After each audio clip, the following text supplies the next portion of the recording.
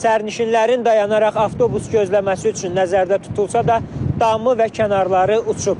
Təhlükəsizlik məqsədi ilə quraşdırılan bu dayanacaq özü həm də bir təhlükə mənbəyinə çevrilib.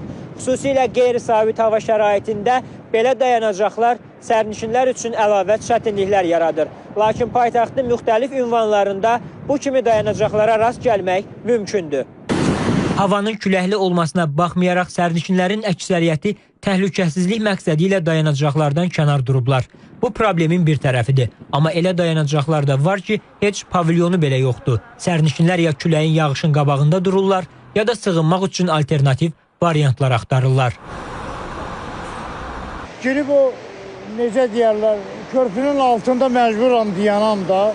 Çünki burada dayanacaq yoxdur. Bu boydan Abdülvahab Salamzadə küçəsi gəlir, bir dənə də stanovka yoxdur.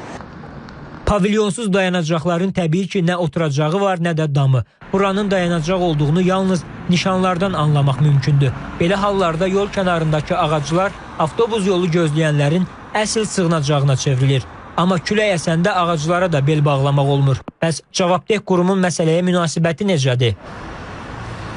Avtobus dayanacaq pavilyonları quraşdırılan zaman infrastrukturu şəraitli mütləq qaydada nəzərə alınır.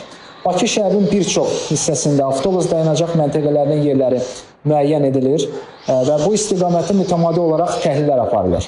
Mövcud səki infrastrukturu nəzərə alınaraq ya dayanacaq pavilyonları quraşdırılır, ya da dayanacaq nişanları qoyulur.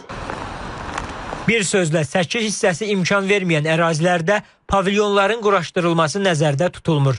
Avtobus gözləyənlər daldalanmaq üçün ya ən yaxın tikiliyə sığınmalıdır, ya da yağışda yuyulub gündə qurumalıdır.